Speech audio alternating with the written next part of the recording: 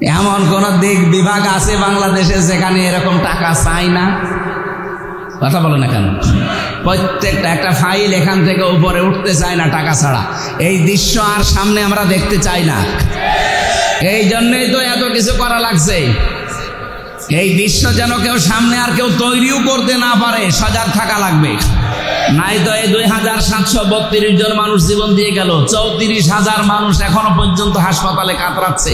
তাদের সাথে বেঈমানি করা হবে না? আপনি আবু সাইদের সামনে কি আবু সাইদের সামনে কি জবাব দেবেন? মুগ্ধর সামনে কি জবাব দেবেন? যদি আবার চাঁদাবাজি শুরু হয়, আবার যদি ঘাট দখল শুরু হয়, তো কি জবাব দেবেন আপনি? জবাব যেন দিতে পারেন, সেই জন্য আমরা এমন পরিবেশ তৈরি করতে চাই আগামীতে কিয়ামত পর্যন্ত দেশে যেন কেউ ঘাট দখল করতে না পারে। কত মানুষ নীরবে কাঁদতেছে যে আমি 600 টাকা উপায় করে 300 টাকা চাঁদা দেওয়া লাগে। একটা কথা হলো, এই দৃশ্য বাংলাদেশ আর দেখতে চাই? তাহলে কি করা লাগবে? শুধু মানুষকে কোরআন দিয়ে ডেকে আলোর দিকে নিয়ে আসবো না। আমাদের অভিভাবক, আমাদের মাথার তাজ, আমাদের রাহবার, ওনার একটা অনুষ্ঠানে আমাদেরকে আদেশ দিয়েছিলেন, যারা কোরআনের ময়দানে কথা বলে তারাই আসালি পাসালি এদিকে ওদিকে না যেয়ে অন্তত আপনি 1 ঘন্টা বলেন, কিন্তু কোরআনের মূল মেসেজটা যেন মাথার ভেতরে ঢুকিয়ে মানুষ বাড়ি যেতে পারে। আমি মুসা নবীর কাহিনী শুরু করলাম 2.5 ঘন্টা, যাবার পর আপনার কিছুই মনে নেই, তো ছাতা বলে আমি করবো কি? এখানে এমন কিছু আমরা বলতে চাই। তেলাওয়াতকৃত আয়াত থেকে আপনারা লিখে দিয়েছেন তাফসিরুল কোরআন মাহফিল, তাফসির মাহফিল লিখেছেন, আমরা তাফসির আকারে কথা বলতে চাই ইনশাআল্লাহ। ক্বালু সুবহানাকা লা ইলমা লানা ইল্লা মা আল্লামতানা ইন্নাকা আনতাল আলিমুল হাকিম। বাংলাদেশের ঐতিহ্যবাহী জেলা সিরাজগঞ্জ উল্লাপাড়া থানার অন্তর্গত, এবং এটাকে নাকি উল্লাপাড়ার মদিনা বলা হয়। মদিনা যেমন সুরক্ষিত, এই এলাকাটা অন্তত সুরক্ষিত আমরা বিশ্বাস করি। মনোহরা ফুটবল মাঠ সংলগ্ন কেন্দ্রীয় জামে মসজিদের উন্নয়ন কল্পে 27তম বাৎসরিক, এটা 27 বছর, 56 বছর, 77 বছর এরকম চলতেই থাকবে। হয়তো আমরা এখানে আর থাকবো না, তো কিয়ামত পর্যন্ত এটা চলতে থাকবে। কোরআনের কথা যারা বলে, কোরআনের সাথে যারা আছে, এদেরকে নিয়ে আজ কিছু মানুষের অলরেডি আমরা চুলকানি দেখতে পাচ্ছি। আমি কয়েকটা কথা 2 মিনিটে বলছি, একটু ভালো করে। এটা রেকর্ড হচ্ছে, সারা দেশে যাবে, এই জন্য বলছি। বিএনপির নেতাদের থেকে বাম এবং রামদের মতো বক্তব্য জাতি প্রত্যাশা করে না। যদি ঠিক হয় আপনি জবাব দেবেন, কারণ এটা রেকর্ড হচ্ছে। তো বিএনপির নেতাদের থেকে বাম এবং রামদের মতো বক্তব্য জাতি আশা করে না। বিএনপির কিছু নেতা এখন প্রকাশ্য ইসলাম বিরোধী বক্তব্য দিচ্ছেন। আমি কয়েকজনের নাম নিয়েই বলতে পারি, কিন্তু নামগুলো নিলাম না, যা শহীদ জিয়ার মন ও মননের সাথে সাংঘর্ষিক। এদেরকে থামাতে হবে, নচেত এদেশের বিএনপি ও ইসলামপন্থী দলগুলো মুখোমুখি হয়ে যাবে।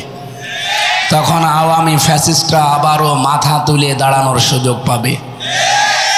বিএনপি একটা বড় দল, পরবর্তীতে তারা যদি ক্ষমতায় আসে এটাই স্বাভাবিক, কিন্তু তাদের আচরণ দিন দিন চরম বিব্রতকর হয়ে পড়ছে।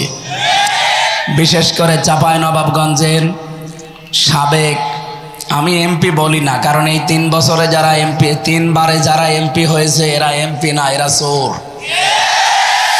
সুতরাং সাবেক এই নেতা হারুনুর রশিদ এবং তার স্ত্রী পাপিয়া, আমার মনে হয় শেষে অন্তস্তয়াকার বাদ দিলে যেটা হয় উনি সেইটাই।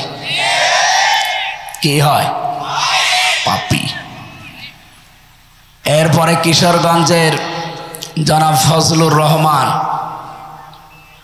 আমি নাম নিলাম না পরবর্তীতে। আর গত 2 দিন আগে আপনারা দেখতে পাচ্ছেন বাগেরহাটের মংলার বিএনপি নেতা জুলফিকার আলী, উনি রাজনৈতিক দলের একটা গঠনমূলক নাকি সমালোচনা করছিলেন, এই জন্য বলতে বলতে বলেছেন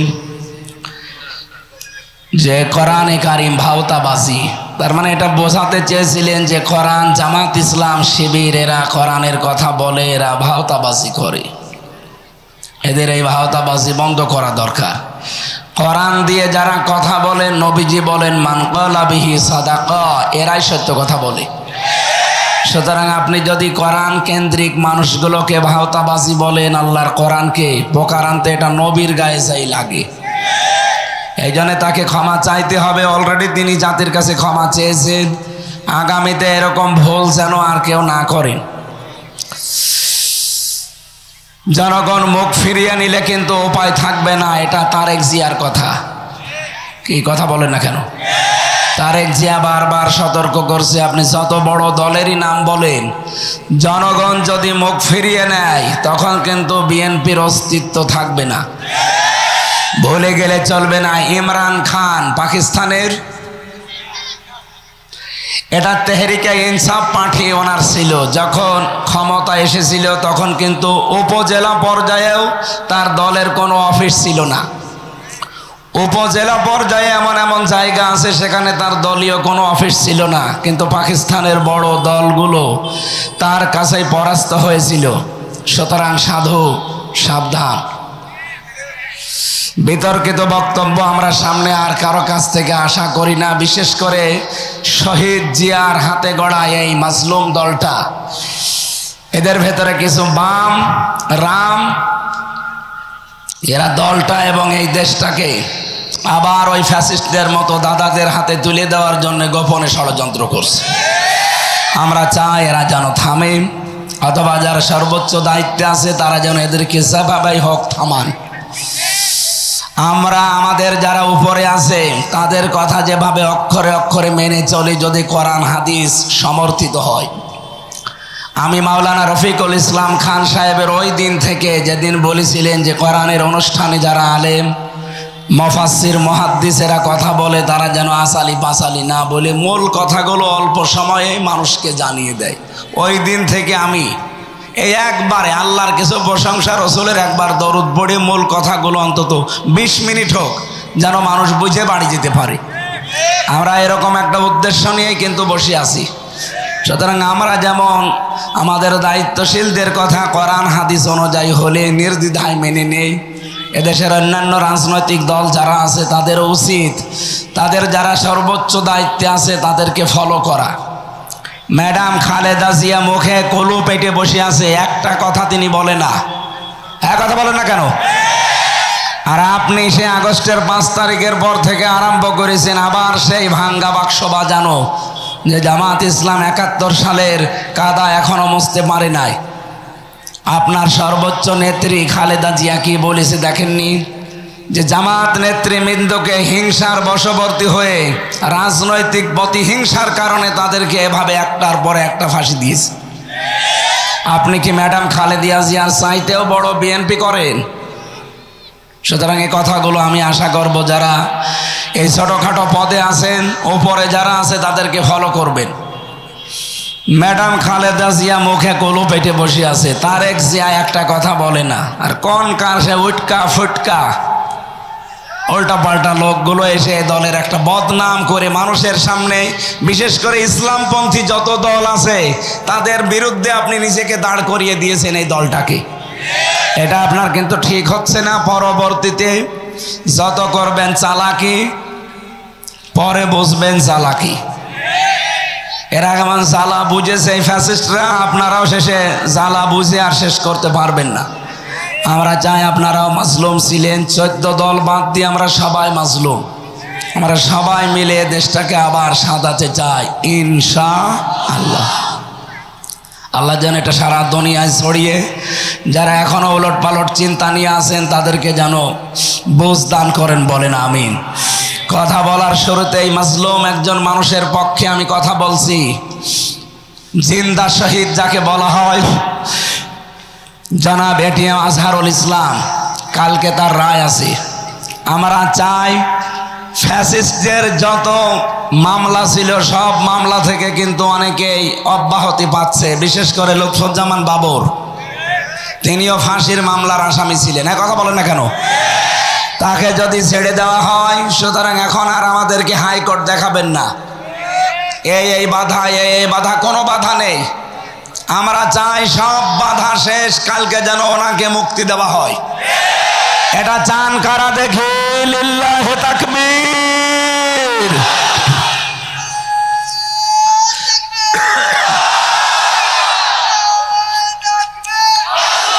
আলহামদুলিল্লাহ। আমরা জানি হুদায়বিয়ার সন্ধি হয়েছিল, বিশ্বনবী 1399 জন নিয়ে শপথ বাক্য পাঠ করিয়েছিলেন একজন নিরপরাধ মানুষের হত্যার বদলা নিতে। তিনি হযরত ওসমান ইবনে আফফান।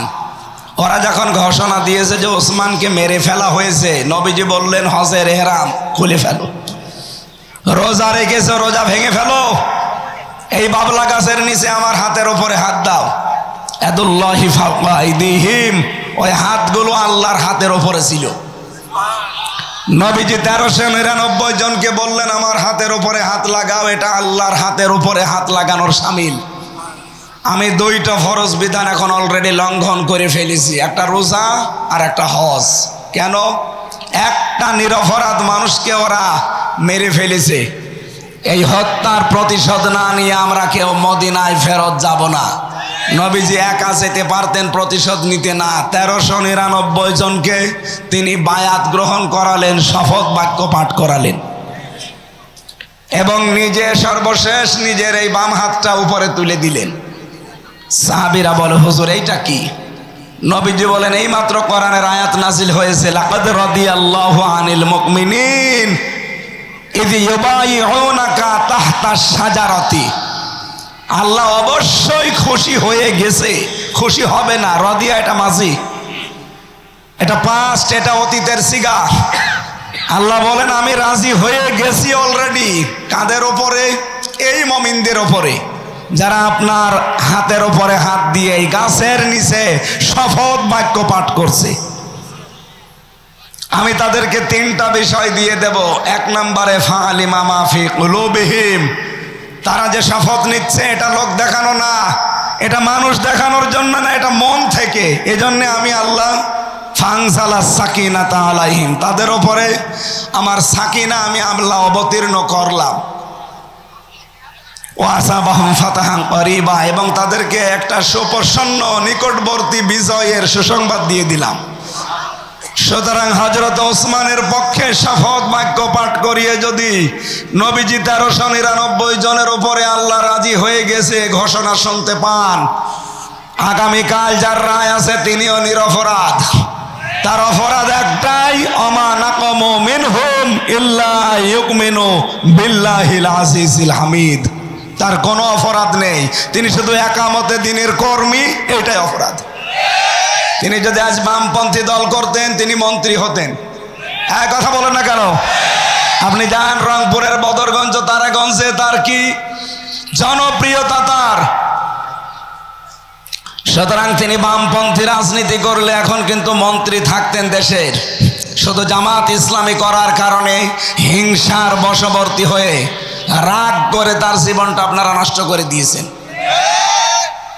এই জন্য আমরা চাই আগামীকাল নিরপরাধ এই মানুষের পক্ষে 18 কোটি মানুষ আমরা ওই 1399 জনের মতো দাঁড়াতে চাই।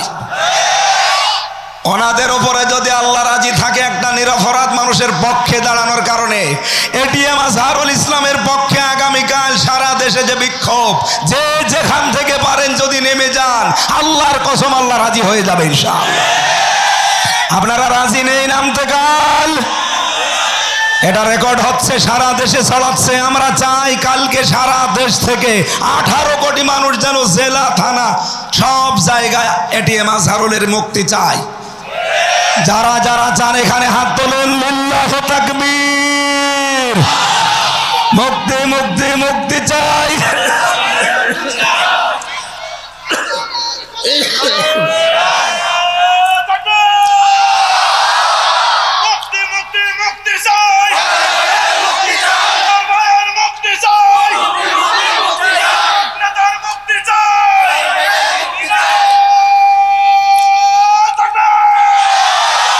আলহামদুলিল্লাহ। না ভাই, অনেকে এটা রেকর্ড হচ্ছে তো বিভিন্ন জায়গায় এখন লাইভ চলছে, অনেকে মনে করবে যে এটা রাজনীতি। আল্লাহর কসম, এটা রাজনীতির উদ্দেশ্যে আমি বলি নাই, বলেছি আমার ঈমান থেকে।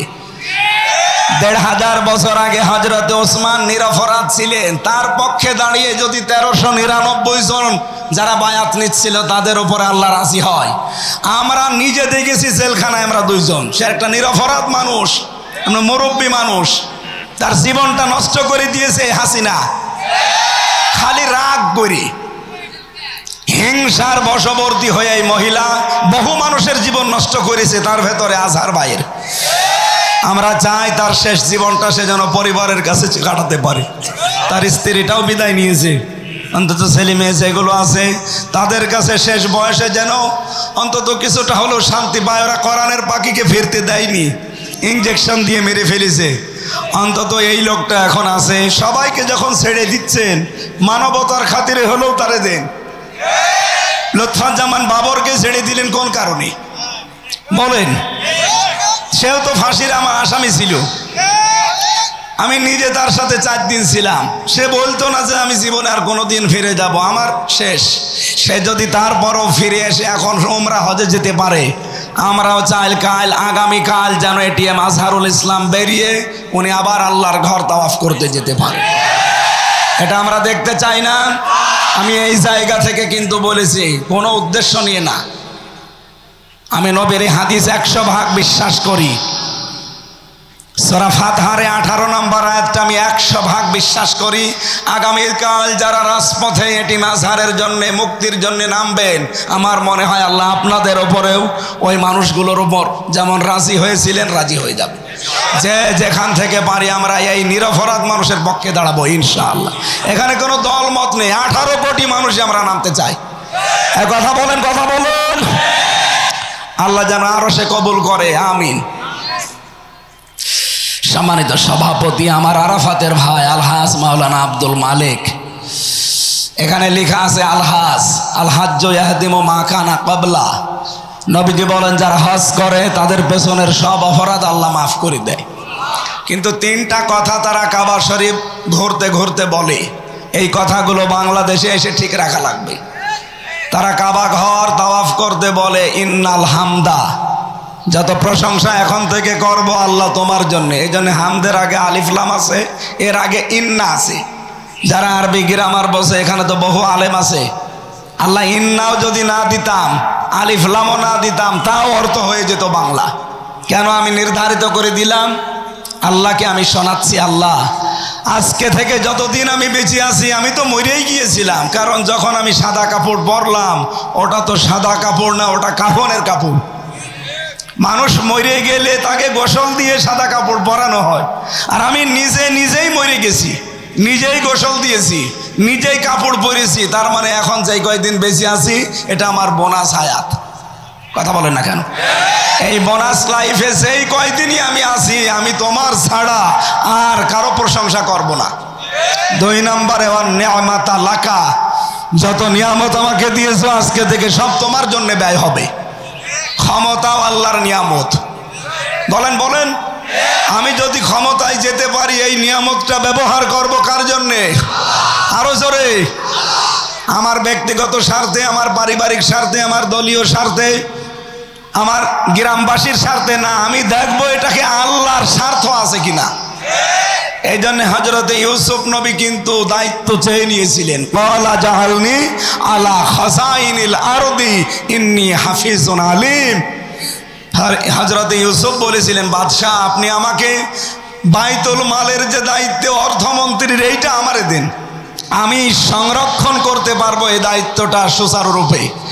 সুতরাং বাংলাদেশে ইউসুফ নবীর অনুসারী যারা, ইউসুফ নবীর উত্তরাধিকারী যারা, এই মানুষগুলো যদি এরকম মন্ত্রণালয়গুলো পায়, তারাও যে সংরক্ষণ করতে পারবে তার বাস্তব প্রমাণ এই পাশের জেলা পাবনার মাওলানা মতিউর রহমান নিজাম। এই ফরিদপুর জেলার জনাব আলী হাসান মোহাম্মদ মুজাহিদ রহমতুল্লাহ আলাইহি, তারা 2 জন মিলে 3টি মন্ত্রণালয় চালিয়ে টাকা বেঁচে গেছে, টাকা ফেরত দিয়েছে। এটা পৃথিবীর ইতিহাস তারা পাল্টিয়ে দিয়েছে। কথা বলেন না কেন? আর আমরা কি দেখলাম, ভূমি মন্ত্রীর দায়িত্ব পেয়েছিল চট্টগ্রামের একজন, ওই শয়তানের বাড়ি হচ্ছে 630টা। আর মাওলানা নিজামের বাড়ি এখনো পর্যন্ত মাটির বাড়ি, চারিদিকে টিনের, মাটির দেওয়াল, উপরে টিন দেওয়া, অথচ তিনি মন্ত্রী।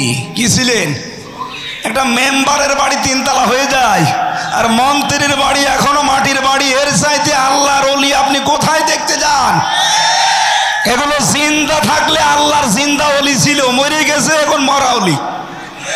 মানুষ আল্লাহর ওলি খুঁজতে যায় সিলেটে, আল্লাহর ওলি খুঁজতে যায় চট্টগ্রামে। কে বলেছে আপনাকে? অর্থনৈতিকভাবে আমার মনে হয়, আমার বিশ্বাস, ওই মানুষগুলো ছিল 1 নম্বরে আল্লাহর ওলি। সুতরাং মাওলানা রফিকুল ইসলাম খান এইরকম মানুষগুলো যদি দায়িত্ব চেয়েও নেয়, তারা দলীয়করণ, আত্মীয়করণ, গ্রামবাসীকরণ এগুলো করবে না আমাদের বিশ্বাস। তারা চাইবে ইন্নাল হামদা ওয়ান নি'মাতা লাকা, কারণ উনি হজ করেছেন। এই কথা আল্লাহকে শুনিয়েছেন, আমি যত নিয়ামত পাবো এখন থেকে সব তোমার জন্য ব্যয় হবে। সুতরাং আমি যে বেশি আছি এটা তোমার নিয়ামত, আমি যে ক্ষমতা পাবো ওইটাও তোমার নিয়ামত, সব ব্যয় হবে কার জন্যে? 3 নম্বরে বলা লাগে ওয়াল মুলকা লাকা, আমি যদি রাজ্য রাজনীতি করি আল্লাহ তোমার জন্য করব। এই 3টা কথা বলার পরে আল্লাহ ডাক দেয় শেষে বিদায় তাওয়াফ করার সময়, ওই রফিক এদিকে আয়, সর্বশেষ কথা বলে বাংলাদেশে যা, লা শারিকা লাকা লাব্বাইক।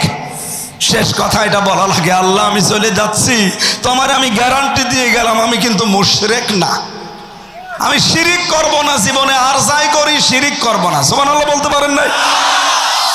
এই 3টা কথার উপরে যারা টিকে থাকতে পারে, বিশ্বনবী তাদের জন্যই জানিয়েছেন আল হাজ্জু ইয়াহদিমু মা কানা ক্বাবলা, ওর পেছনে একটা গুনাহ আল্লাহ রাখে না, সব মাফ করে দেয়।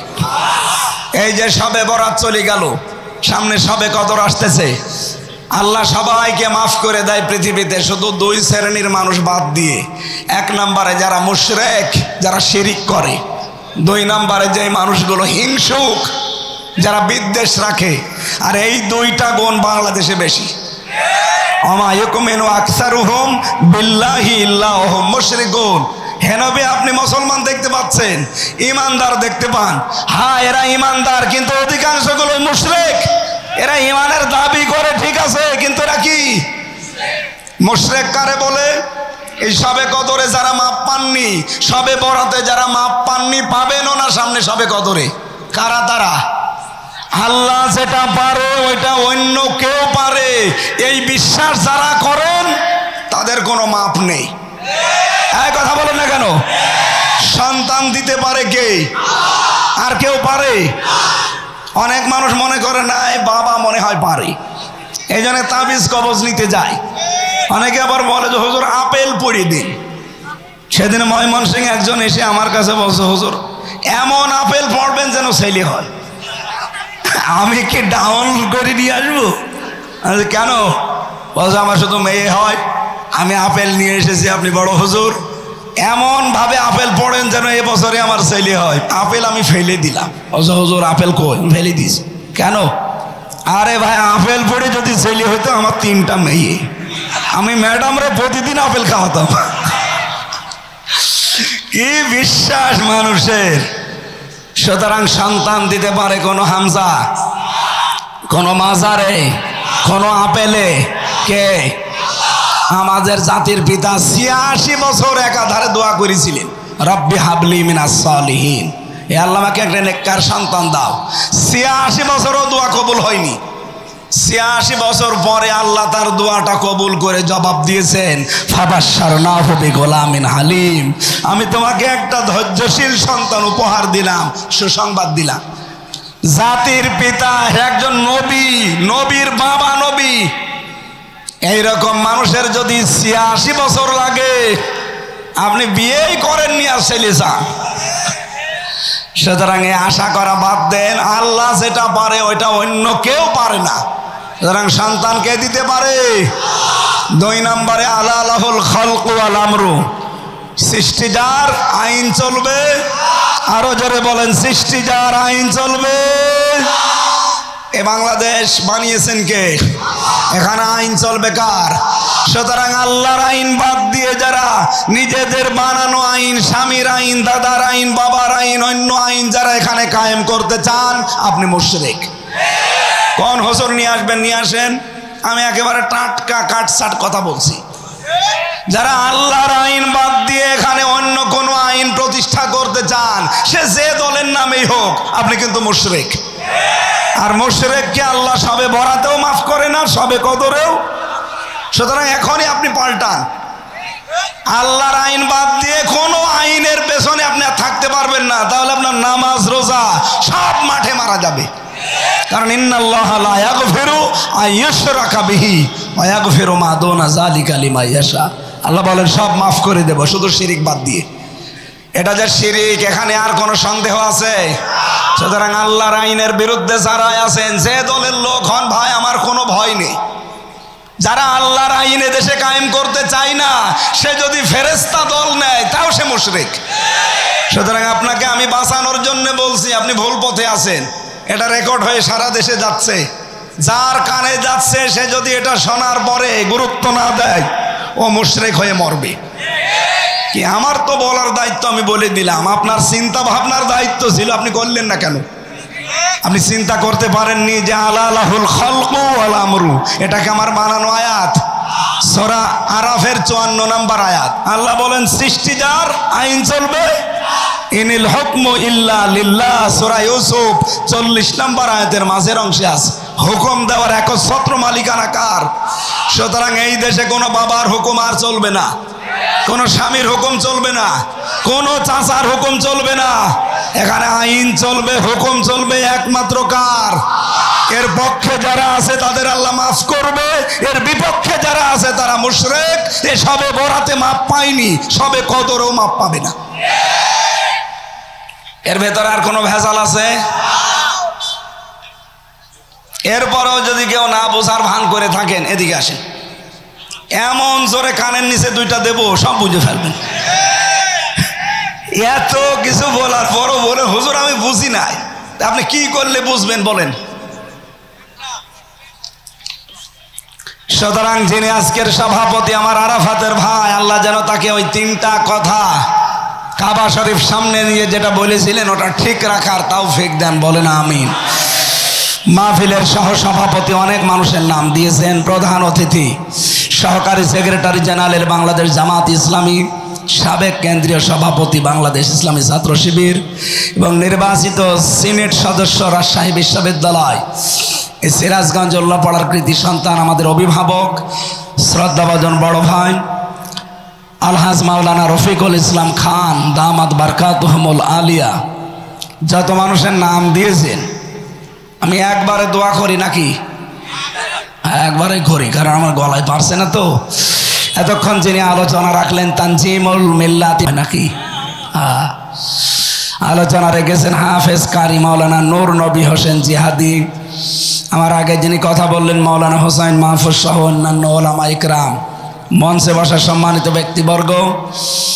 আমি যার মাধ্যমে আজকে এখানে এসেছি, এই দাওয়াতটা নিয়েছিলাম অ্যাডভোকেট মিঠু ভাইয়ের মাধ্যমে। আপনাদের এলাকায় বাড়ি মনে হয়? কোথায় বাড়ি? সাঁথিয়া? শ্বশুর বাড়ি এখানে, জামাই আপনাদের।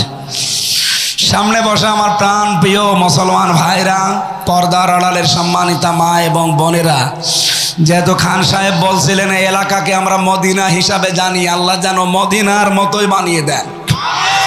হয়তো মদিনার মতো হবে না, কারণ এখানে তার রসুল নেই। মদিনার দাম বাড়ার পেছনে কারণ রসুল্লাহ। কথা বলেন না কেন? লাইন শাকারতুম লাযিদান্নাকুম, যদি কেউ নিয়ামতের শুকরিয়া আদায় করে আল্লাহ সেটা বাড়িয়ে দেয়। বিশ্বনবীর মতো এত বড় নিয়ামত দুনিয়াতে আছে আর?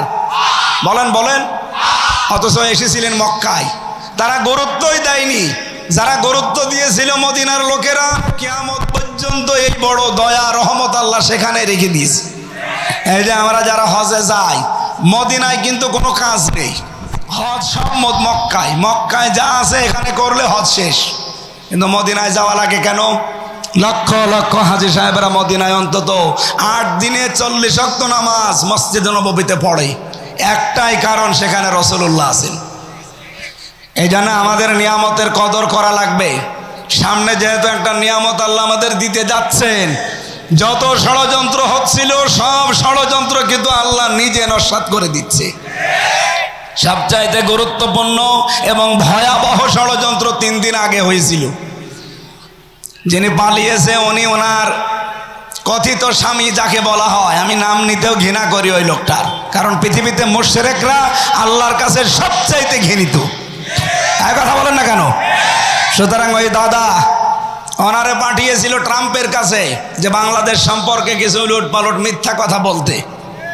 এগুলো শুনে ট্রাম্প যেন রেগে যায় আর ওই মহিলাকে যেন আবার এখানে বসিয়ে দেয়।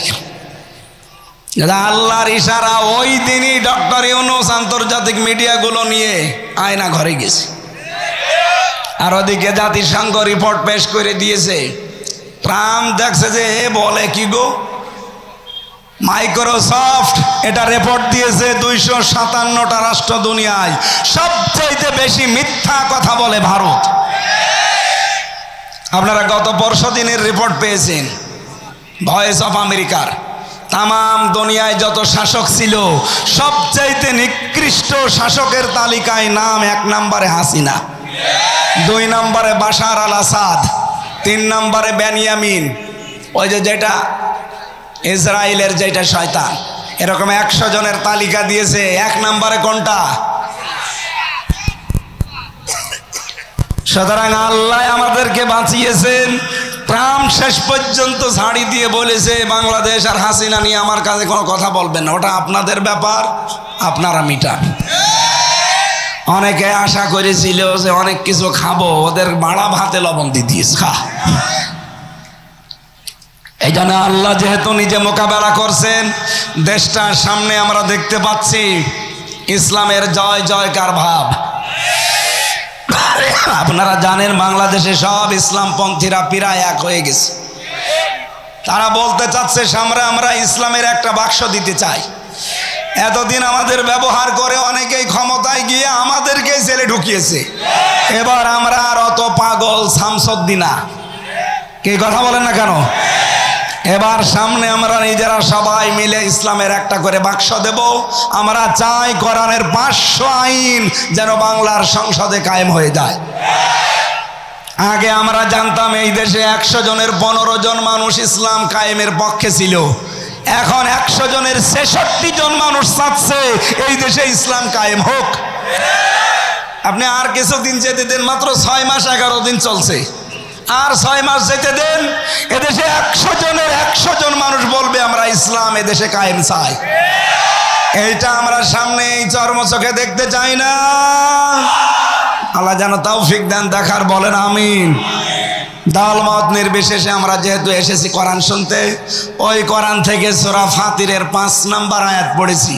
আমার আজকের আলোচনার বিষয় শয়তানের বন্ধু কারা। শয়তানও কিন্তু বন্ধু বানায়। এ পৃথিবীতে 10 প্রকার নবীর উম্মতের ভেতরে অন্য জাতিবাদ, এদিকে তাকান, ইহুদি খ্রিস্টান মুশরিক মাজুসি বৌদ্ধ যারা আছে সব বাদ, শুধু নবীর উম্মত আমরা দাবি করি যারা, তাদের ভেতরে 10 প্রকার মানুষকে শয়তান বন্ধু হিসাবে গ্রহণ করে। কয় প্রকার? আরো জোরে। এখন আপনি মিলাবেন যে আপনি এই 10 প্রকারের কোনো প্রকারে আছেন কিনা। যদি থাকেন আজকে তওবা করে বাড়ি যাওয়া লাগবে, নাকি শেষ করে দেব? দরুদ আর সালাম নবীজির উপরে পাঠ করার মাধ্যমে আমরা আরম্ভ করছি সূরা ফাতির। কোন সূরা? 45টা আয়াত আছে, মাত্র একটা আয়াত পড়েছি, 5 নম্বর আয়াত। জবান খুলে আগে শয়তানের ওয়াসওয়াসা থেকে আশ্রয় চেয়ে বলেন আউযু বিল্লাহ।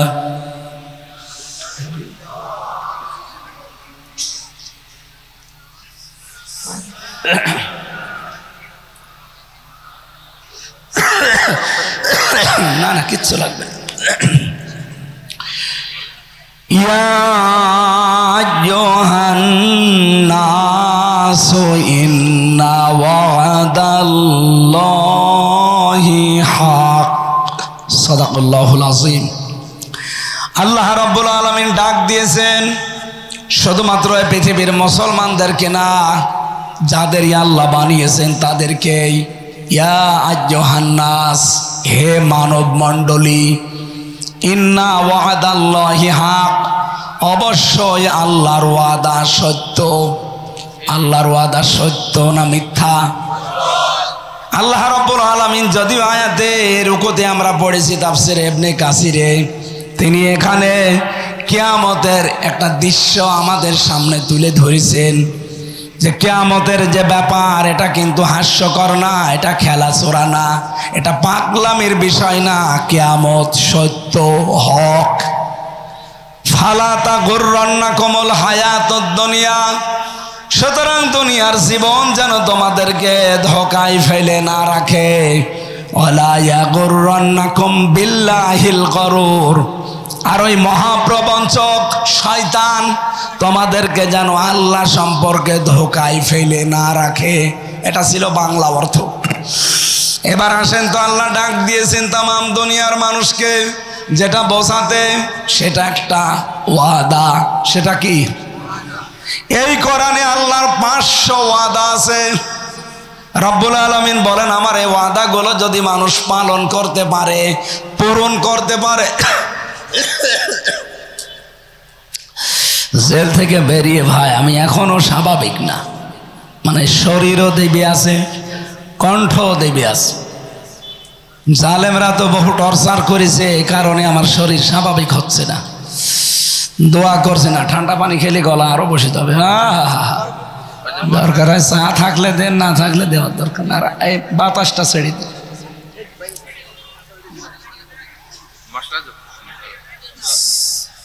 চার ভেতরে তো আবার মশা পড়িস।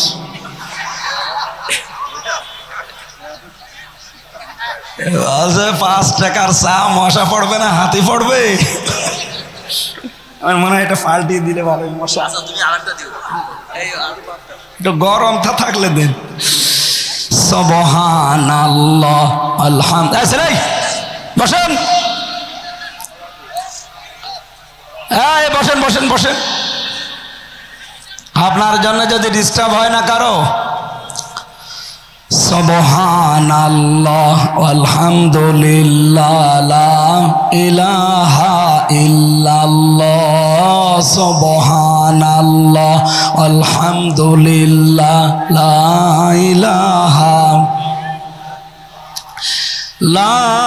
ইলাহা ইল্লাল্লাহ, মুহাম্মাদুর রাসূল।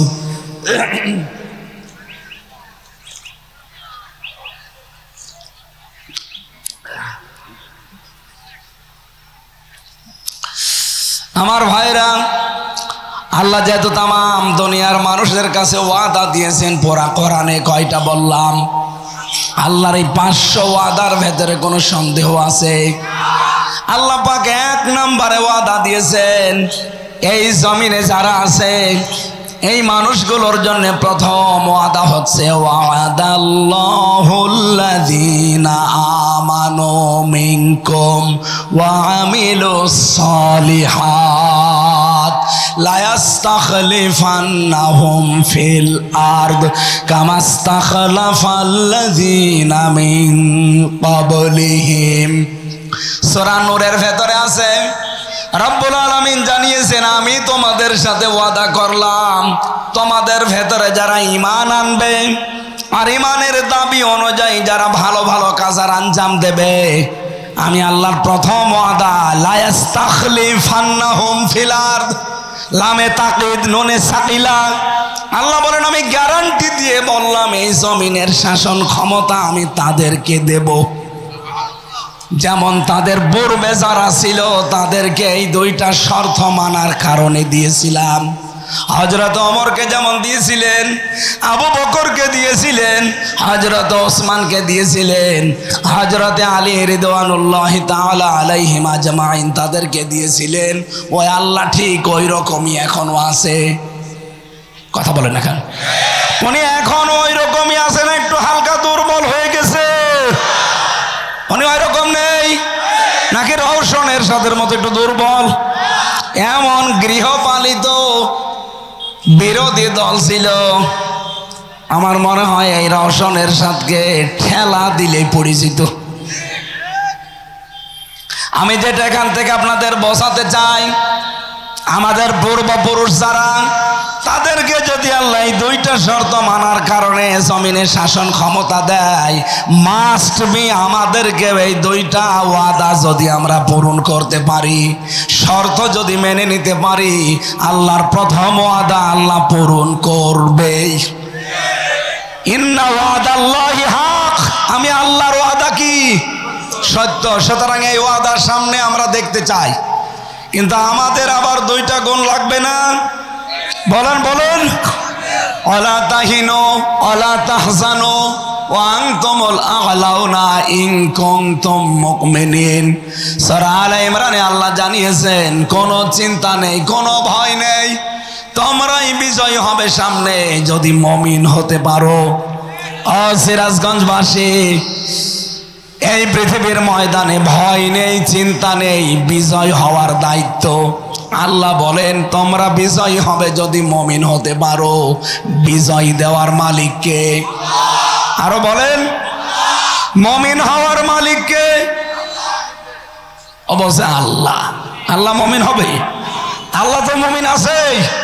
আল্লাহর নাম কি? মুমিন। আল্লাহর নাম কি? আর আমরা কি?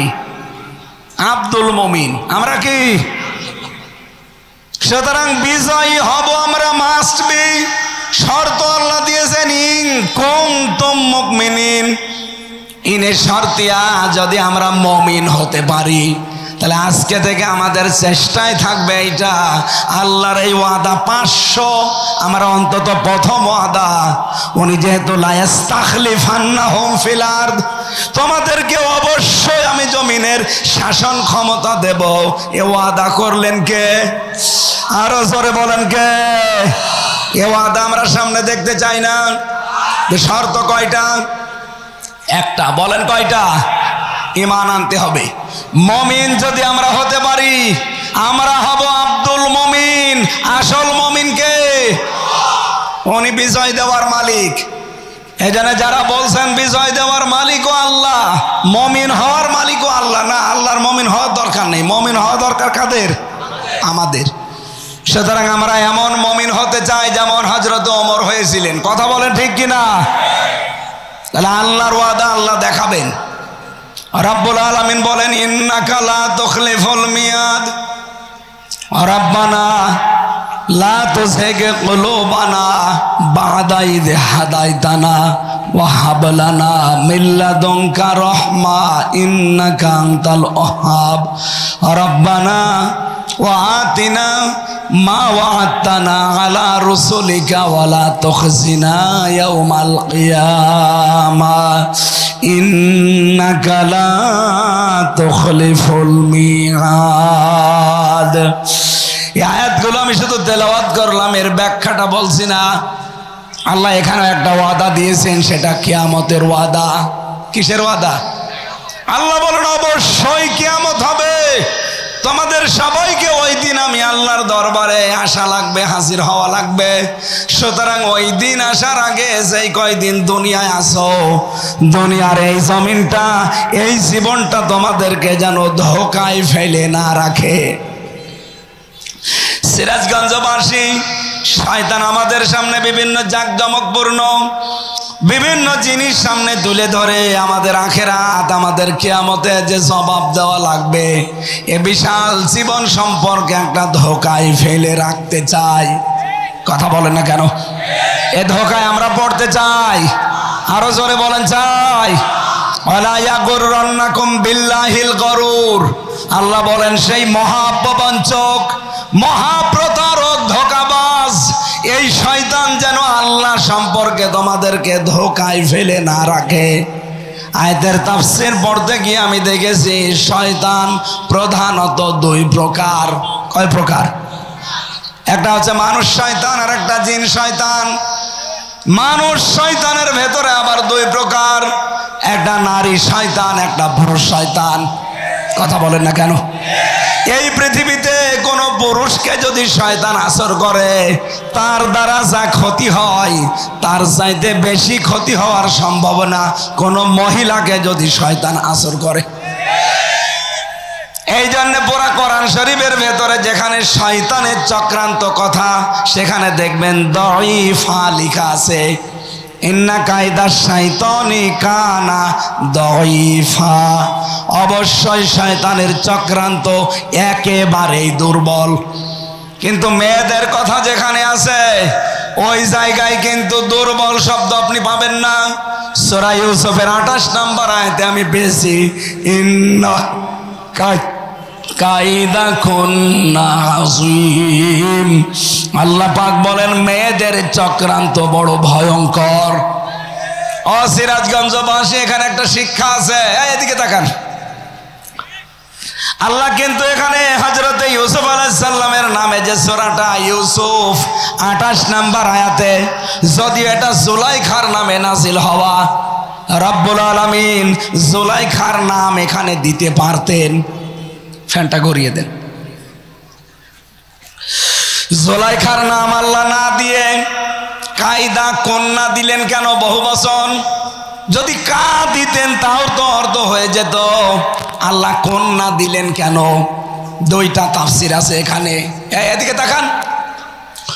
প্রথম তাফসির হচ্ছে আল্লাহ কানা দিয়ে কন্যা দিয়েছেন এই কারণে শুধুমাত্র পৃথিবীতে জুলাইখা একা না, এরকম বহু জুলাইখা যুগে যুগে আসবে।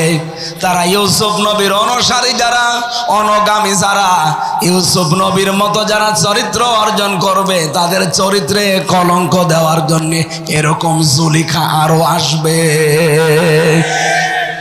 এ পৃথিবীতে ওই জুলিখার পরে আর জুলিখা আসে নাই। কথা বলেন, এসেছে কিনা? আমাদের দেশে একজন তার উত্তরসূরি ছিল, উনি হযরত ইউসুফকে ধর্ষণের মামলা দিয়েছিল। এই জুলাইখা, আপনি তাকান আল্লামা সাঈদীর নামে সর্বশেষ মামলা ধর্ষণের মামলা। অ্যাডভোকেট তাজুল ইসলাম উনি জিজ্ঞাসা করছিলেন ওই মহিলাকে, যে মেয়ে মাওলানা সাঈদী আপনাকে ধর্ষণ করেছে? বলছে জি হ্যাঁ।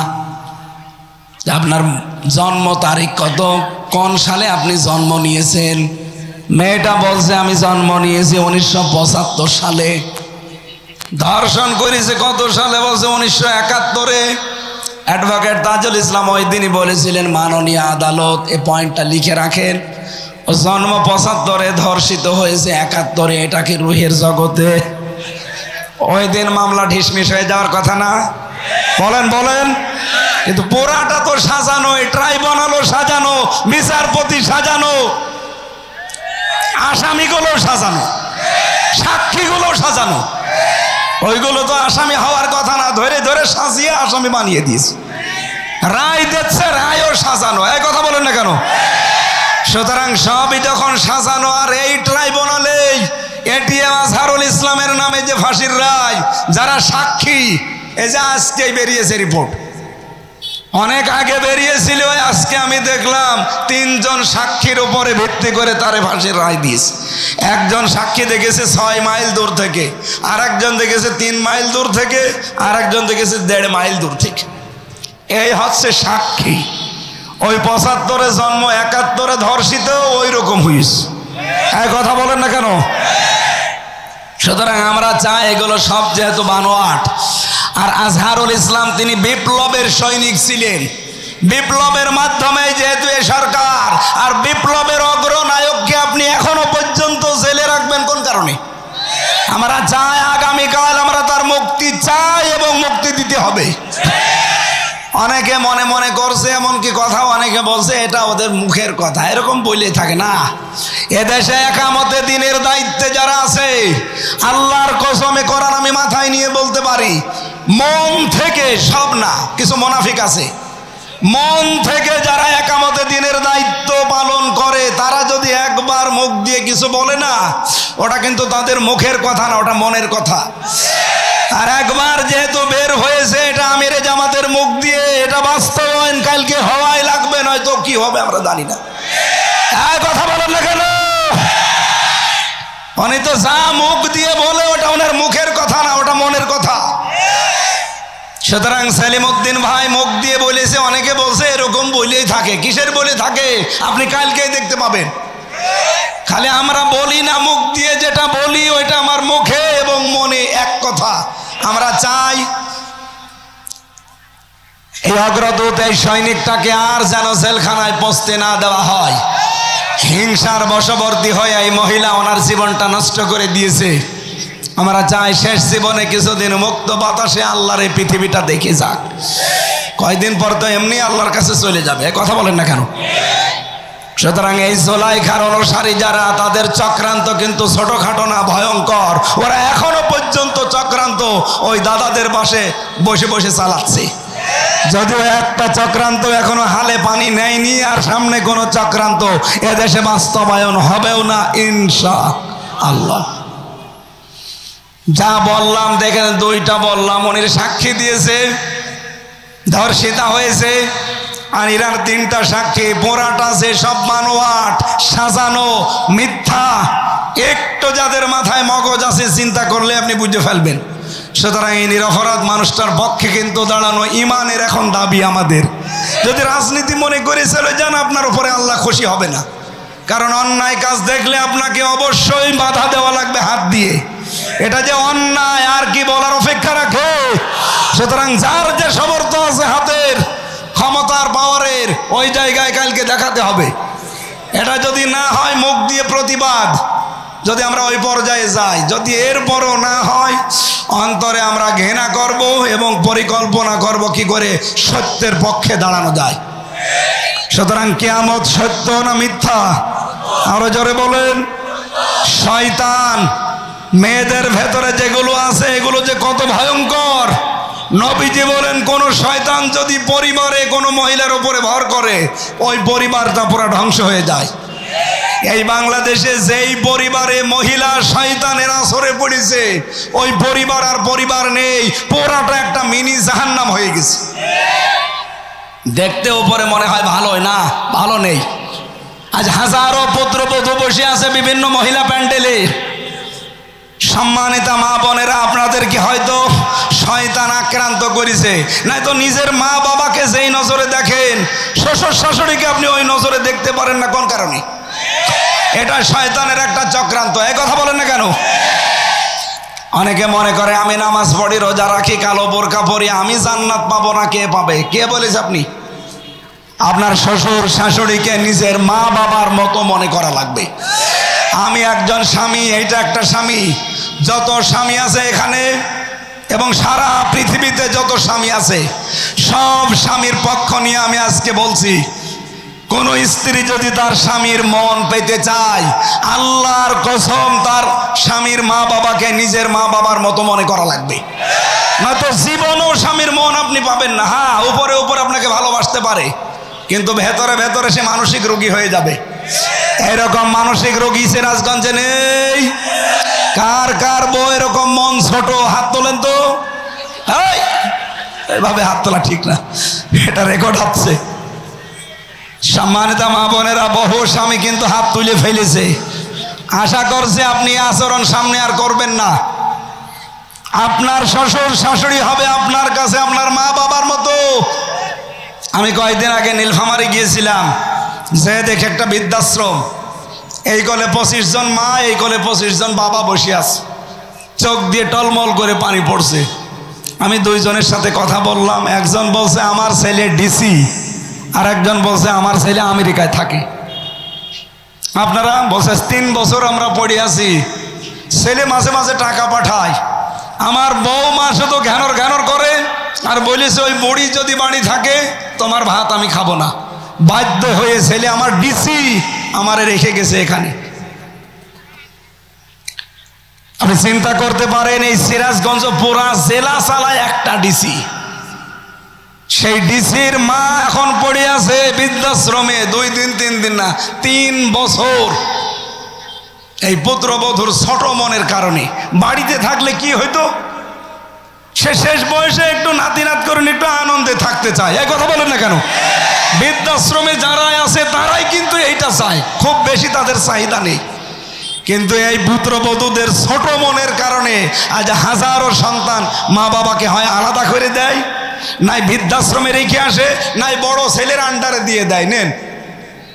অথচ এই মার পেটে 8টা 10টা 15 20টা সন্তান জায়গা হয়েছে, আর এই 20টা সন্তানের বাড়িতেও মায়ের জায়গা হয় না, 7 দিন শুধু পালাপালি করে খাওয়ায়।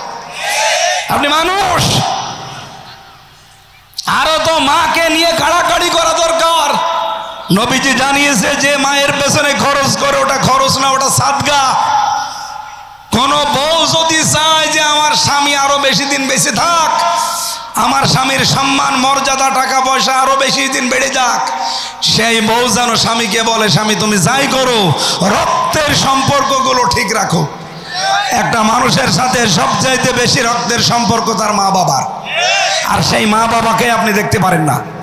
সম্মানিত পুত্রবধূ যারা আছেন, সম্মানিতা মা এবং বোনেরা, হয়তো মন খারাপ হচ্ছে যে হুজুর যেন জীবনার এলাকায় না আসে, আমার আর আসার দরকার নেই, কিন্তু আপনি নিজেকে সংশোধন করেন। সত্যি কথা বলছি, আপনি স্বামীর মন জীবনেও পাবেন না।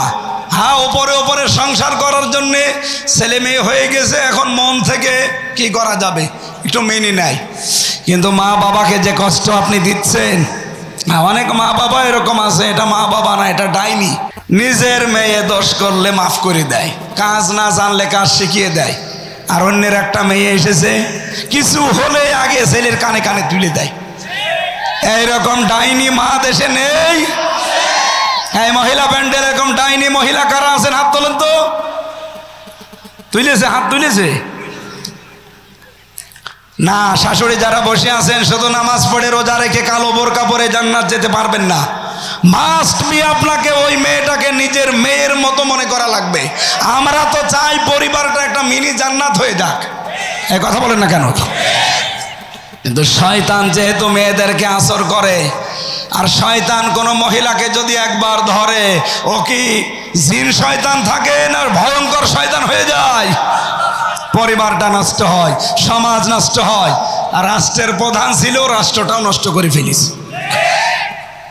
এই জন্য নবীজি জানিয়েছেন, ওই জাতি কখনো সফল হতে পারে না সেই জাতির নেতৃত্বে কোনো মহিলা আছে। আজ 54 বছর আমরা আজ সফল হতে পারি না, আমার মনে হয় এই কারণে, কারণ নবীর কথা মিথ্যা হবে না। এই জন্য আগামী থেকে ক্ষমতার চেয়ারে কোনো মহিলা বসতে পারবে না। এটা আপনারা চান না? এটা রেকর্ড হয়, কারা কারা চান দেখি? লিল্লাহে তাকবীর।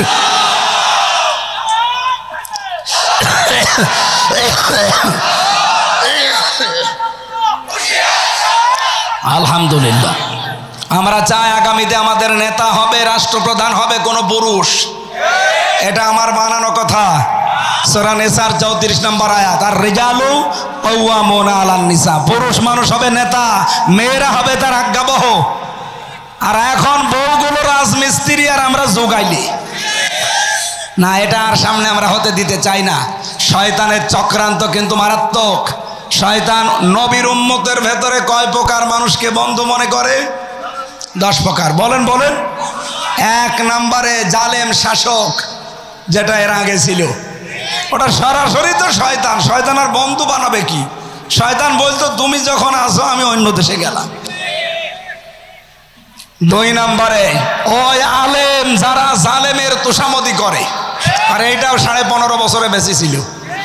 3 নম্বরে ওই সমস্ত ধনী মানুষ যারা টাকা পয়সা কামাইয়ের ক্ষেত্রে কোনো বাঁচ বিচার করে না, বাবা শাহজালাল সব হালাল, এরকম ছিল না 15 বছরে।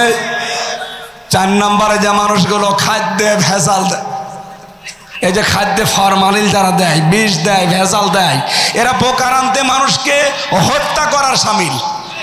আমার মনে হয় সামনে এরকম মানুষ ধরা পড়ে গেলে এদের আর বাঁচিয়ে রাখা ঠিক না, কারণ এরা তো মানুষ না, এরা কি শয়তানের বন্ধু? বলেন বলেন, শয়তানের। সুতরাং খাদ্যে ভেজাল দেওয়া, খাদ্যে ফরমালিন দেওয়া, ঔষধ দেওয়া, এটা বন্ধ করা লাগবে। যদি কোনোটা ধরা পড়ে ওই রকম খাদ্য নিয়ে, ওই রকম ফল, ওর মেয়েকে ওর বউকে খাওয়াবেন, দেখ কেমন লাগে। এইটা খেয়ে আমার বউ আমার মেয়ে হার্ট অ্যাটাক করে কলিজা নষ্ট হয়ে ভেতরে সব অসুস্থ হয়ে মরে যাবে, আর তুমি ওই টাকা নিয়ে আরামে খাবে না। ওইটা ধরা পড়লে ওরে দিয়ে খাওয়ানো লাগবে। এই জন্য খাদ্যে ভেজাল যারা দিচ্ছেন, ঔষধ মিশাচ্ছেন যারা, তারা কিন্তু আর মানুষ এখন আর নেই। আপনি শয়তানের অলরেডি বন্ধ হয়ে গেছেন। আমরা তাফসীর থেকে যেহেতু তুলেছি, মন মতো তো বলতে পারবো না, তাফসীর থেকে শোনাচ্ছি। 10 প্রকার মানুষের নাম বললাম না? প্রথম নম্বরে কি? জালিম শাসক। বলেন জালিম। 2 নম্বরে কৃপণ ধনী, যারা মাল উপার্জন করে কিন্তু কোনো বাজ বিচার নেই। 3 নম্বরে ওই আলিম, যারা জালিমের সাফাই গায়। 4 নম্বরে বলেছিলাম যারা খাদ্যে ভেজাল দেয়, ঔষধ দেয়, কীটনাশক মিশায়। এরপরে 5 নম্বরে যারা আমানতের খেয়ানত করে। সামনে কিন্তু আসতেছে, বহু আমানতের দোহাই দেবে আর দায়িত্ব পেয়ে গেলেই খেয়ানত করবে। 6 নম্বরে পেয়েছি অহংকারী লোক। 7 নম্বরে পেয়েছিলাম যারা পণ্য ক্রাইসিস তৈরি করে। 8 নম্বরে যারা জেনাকারী। এই পৃথিবীতে একটা দেশ, আমি নাম নিলাম না, ওরা পণ্য ওয়েবসাইট তৈরি করেছে, নারী পুরুষকে উলঙ্গ করে এই যুগল দৃশ্যগুলো তামাম দুনিয়ায় দেখিয়ে পণ্য প্রোডাক্ট বানিয়েছে, এটা ইন্ডাস্ট্রি বানিয়েছে। এই মানব জাতির জন্য এই অপরাধটা দুনিয়া যে কত বড় মারাত্মক, পৃথিবী এখন ধ্বংস হয়ে যাচ্ছে অপরাধটার কারণে। সুতরাং জেনাকারী যারা, এরা মানুষ আর নেই, এরা শয়তানের বন্ধু হয়ে গেছে। 8 নম্বরে যারা সুদখোর। 9 নম্বরে যারা বখিল, দান করতে চায় না। 10 নম্বরে যারা মাদক দ্রব্য সেবন করে আর আমদানি করে। বাংলাদেশ থেকে লোহা, তামা, সোনা এগুলো পাচার হয়, আর দাদাদের দেশ থেকে আসে ডাল, বাবা, গাঁজা। এগুলো আর সামনে আসতে দেওয়া হবে না ইনশাআল্লাহ। এই বাংলাদেশটা একটা নিয়ামত, এটা ইকোনমিক অর্থনৈতিক একটা অঞ্চল। আমাদের সামনে যে বিশাল সমুদ্র পড়ে আছে, এই সমুদ্রগুলো, এই 7 সিস্টার, বিশেষ করে এই যে পাশে 2টা রাষ্ট্র নেপাল আর ভুটান, এদের দেশে কিন্তু সাগর নেই, পাহাড় আছে। ওরা ব্যবসা বাণিজ্য করতে হলে এই সাগর ব্যবহার করা লাগবে, বিশেষ করে 7 সিস্টারের। আমরা চাই সবাই মিলে ব্যবসা করে এই সাগর থেকে সবাই লাভবান হব।